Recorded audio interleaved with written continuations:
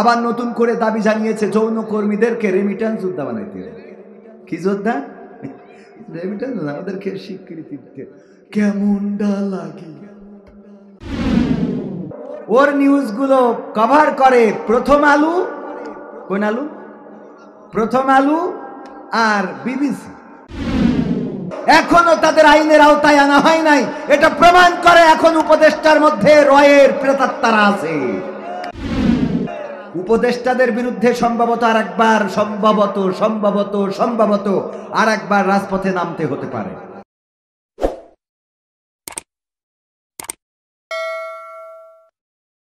গাইলে মানে কি, আমার এক পাশে জুতো থুয়েতে পালাতে হয়েছে, শোনায় না? গণতন্ত্র চিনি নাই আমি, জানি না গণতন্ত্র, গণতন্ত্র দেখিনি আমি, শুনেছি গণতন্ত্র।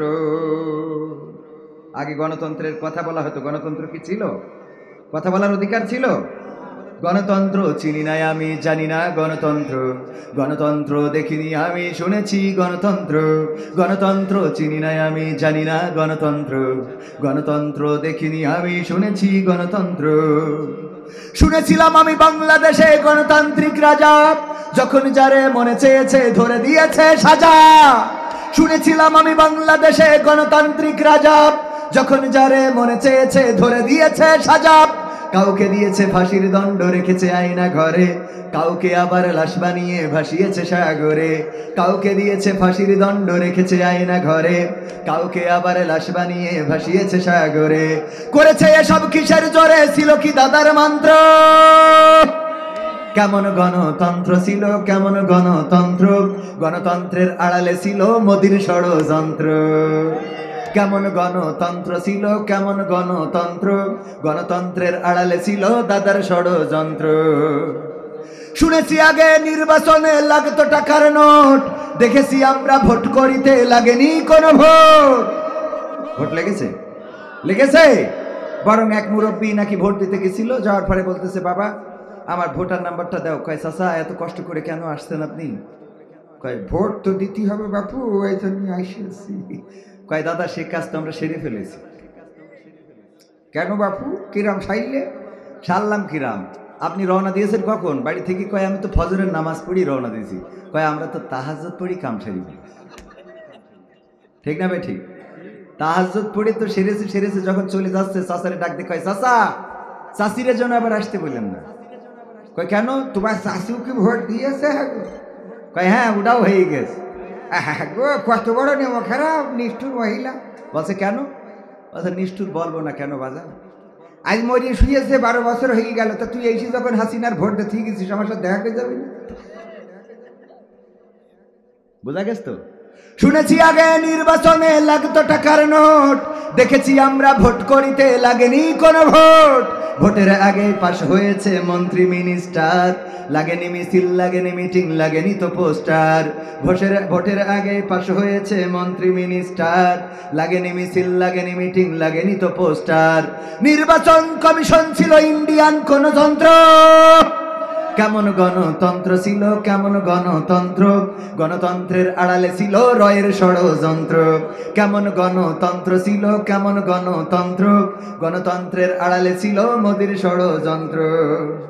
বিরোধী দল যারা সংসদে ছিল তারা ছিল পোষা ময়না, দেশ জলে পুড়ে হয়েছিল ছাই, তবুও তো কিছু কয় না।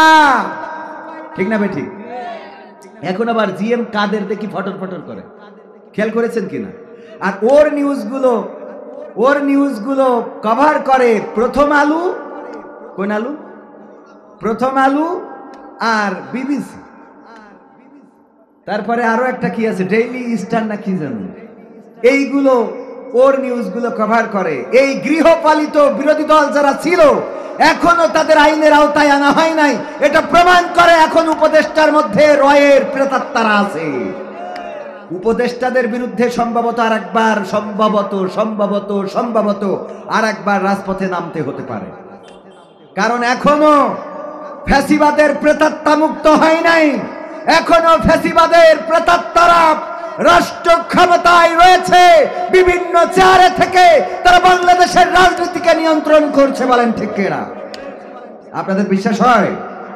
আসিফ নজরুল তার শাশুড়ি আম্মা হুমায়ুন আহমেদের বউ আল্লামা সাইদি যেদিন শহীদ হয়েছিল ওই দিন লিখেছিল, কারো মৃত্যুতে যে এত প্রশান্তি অনুভব করা যায় সেটা আজকের এই মৃত্যুটা না ঘটলে বুঝতাম না। এইটাকে আসিফ নজরুল সাহেবের শাশুড়ি আম্মা। এই শাশুড়ি আম্মা রাষ্ট্রের বিরুদ্ধে কথা বলে আর ফাঁক ফোকর দিয়ে বের হয়ে যায়। উপদেষ্টারা যদি শাশুড়িকে রক্ষা করে তাইলে উপদেষ্টাদের চেয়ার আবার কেড়ে নেওয়ার জন্য জনগণ রাজপথে নামবে। শাশুড়িদের রক্ষা করা চলবে না। দেশের স্বার্থের বিরুদ্ধে, ইসলামের স্বার্থের বিরুদ্ধে, আলেম ওলামার স্বার্থের বিরুদ্ধে গেলেই জনগণ সোচ্চার থাকার দরকার আছে না নাই? আবার নতুন করে দাবি জানিয়েছে যৌন কর্মীদেরকে রেমিটেন্স যোদ্ধা বানাইতে হবে। কি যোদ্ধা? রেমিটেন্স আমাদেরকে স্বীকৃতি দিতে কেমনটা লাগে, ঠিক না ভাই? ঠিক। এটা কি সহ্য করার মতো? এই দেশে যৌন কর্ম অন্যায়ভাবে লাইসেন্স দিয়ে করতে দেয়া হবে। এটা বিশ্বের দ্বিতীয় বৃহত্তম মুসলিম দেশ। সেই দেশে লাইসেন্স যেটা আছে বরং সেটাই বাতিল করতে হবে। যৌন কর্মী বলে কোনো কর্মী থাকবে না। যারা শ্রমিক তারা শ্রমিক থাকবে। যৌন কর্মীদের শ্রমিকের অধিকার দেওয়ার প্রশ্নই আসে না, বলেন ঠিক কিনা? এটা যারা দাবি জানিয়েছে তাদেরকে বলবো এসব বাদ দিয়ে ওই যে মেয়ে মানুষের দিকে তাকায় একটুখানি হেসেছে, তাকাইছে কি না তাকাইছে, হেসেছে, তার জন্য পারভেজ নামের এক ছেলেকে একেবারে তার মেরেই ফেলা হলো। এখন কেউ কিছু কথা বলে না, এটা নিয়ে সোচ্চার হয় না। আহারে হতভাগা এই যুবকরা এতই বঞ্চিত যে মেয়ে মানুষের দিকে তাকায় হাসার দরকার নেই, তা হাসার অধিকারও হারাইছে, ঠিক না বে? ঠিক। তোরা একটু আগান বাগান তাকায় হাসিস, এগুলো হাসতে গেলেও বিপদ। আর এর বিচার হবে না। ওই মেয়ে দুটোর এখনো অ্যারেস্ট করে না, অ্যারেস্ট করেছে যারা চাকু মেরিস তারা। আগে অ্যারেস্ট করতে হবে ওই দুটো, যে দুটো আসলে এইরকম একটা অবস্থা তৈরি করেছে, ঠিক না বে? ঠিক। ওই দুটো অ্যারেস্ট করার দরকার আছে না নাই? মেয়ে মানুষ হইলেই যেন সব খালাস। পরীক্ষা দিতে যায়, এসএসসি পরীক্ষা, পত্রিকায় দেখবেন ছেলেরাও পরীক্ষা দেয়, মেয়েরাও পরীক্ষা দেয়, বরং ছেলেরা বেশি মেয়েরা কম। পত্রিকার নিউজ আজকে থেকে শুরু হইলে এসএসসি পরীক্ষা, 4-5টা মেয়ে খেলায় রয়েছে। আমার যদি কাকা এখন থাকতো মনে হয় ভাই কি বলতো জানেন? বলতো অনেকেই ভাবে শেখ হাসিনা পালিয়ে গিয়েছে, শেখ হাসিনা পালাই না, শেখ হাসিনা পালাবে না, শেখ হাসিনা হিজরত করেছে। গণতন্ত্র চিনি নাই আমি, জানি না গণতন্ত্র, গণতন্ত্র দেখিনি আমি, শুনেছি গণতন্ত্র। বিরোধী দল যারা সংসদে আছে তারা, বিরোধী দল যারা সংসদে ছিল তারা ছিল পোষা ময়না। দেশ জলে পুড়ে হয়েছিল ছাই, তবুও তো কিছু কয় না। বিরোধী দল যারা সংসদে ছিল তারা ছিল পোষা ময়না। দেশ জলে পুড়ে হয়েছিল ছাই, তবুও তো কিছু কয় না। শাসনে ছিল না সততা নিষ্ঠা, বিচারের ছিল না মান, সংসদে তাই শোনা যেত মমতাজের গান। শাসনে ছিল না সততা নিষ্ঠা, বিচারের ছিল না মান, সংসদে বুঝি তাই শোনা যেত মমতাজের গান। বিরোধী দল নাই, ওটা তো ছিল ডিজিটাল ষড়যন্ত্র। কেমন গণতন্ত্র ছিল, কেমন গণতন্ত্র, গণতন্ত্রের আড়ালে ছিল দাদার ষড়যন্ত্র। কেমন গণতন্ত্র ছিল, কেমন গণতন্ত্র, গণতন্ত্রের আড়ালে ছিল মোদির ষড়যন্ত্র।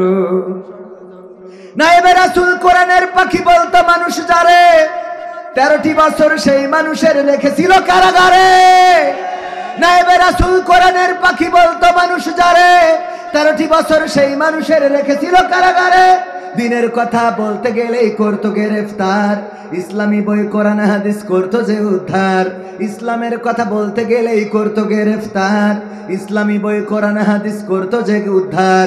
ওসবে নাকি থাকতো লেখা নাশকতার মন্ত্র। কথা কয় না? এই সবে নাকি নাশকতার মন্ত্র, কিশোর কণ্ঠ। এর অ্যারেস্ট করে পাওয়া যেত কি কিশোর কণ্ঠ, নামাজের হাকিকত, রোজার হাকিকত। আমার একটা ইচ্ছা আছে, একটা বই লিখবো যে পালিয়ে যাওয়ার হাকিকত। হ্যাঁ, নতুন আর একটা বইও লেখার দরকার আছে, নির্বাচনের হাকিকত। কথা কয় না? মানে যাই করো তাই করো। উস্তাদ নাস্তা দেব, চা কেক বিস্কিট খায় না, নির্বাচন দেন। নির্বাচনেরও দরকার আছে না নাই? আছে বলে একেবারে পায়খানা ফিরতে যেও নির্বাচন, বেরোইও নির্বাচন, এত দরকার কি? কথা কয় না? হবে 15 বছর 16 বছর নির্বাচন ঠিক মতো হয় নাই, ধৈর্য ধরেছি, আর 15 মাস ধরতে পারবো না। ডক্টর ইউনূস আসার পরে দেশের মোটামুটি আইন শৃঙ্খলা, অর্থনৈতিক, বাজার সমাজ ব্যবস্থা সব দিকে কিছুটা হলে উন্নয়ন হয়েছে না, হয়েছে কিনা? সুতরাং মানুষটা থাক না কিছুদিন, দেখা যাক কি হয়। আমাদের সমস্যা হলো হারিয়ে গেলে তারপরে বুঝি, কথা কয় না, হারিয়ে গেলে তারপরে বুঝি, তারপরে খুঁজি। আল্লামা সাইদি নসিব ভালো যে কারাগার থেকে শহীদ হয়েছেন, উনি বাইরে থাকলে মনে হয় এত জনপ্রিয়তা থাকতো না, কথা কয় না। হামজা ভাই আজ থেকে 2 বছরের কারাগারে থাকতে যে জনপ্রিয়তা ছিল, আজ কিন্তু না। দেখেন যেই সামনের পরে এই যে বাদাম খাই বেড়া, উনি যদি কারাগারে থাকতো, আজ আসবেন 10 মিনিটের জন্য, ওরে বাবা মাঠে ঠেলি ফেলেন। আমাদের এই চরিত্র কেন? এটা পাল্টানোর দরকার আছে না নাই? আল্লাহ আমারও হেদায়েত করুক, আপনাদেরও করুক, বলেন আমি।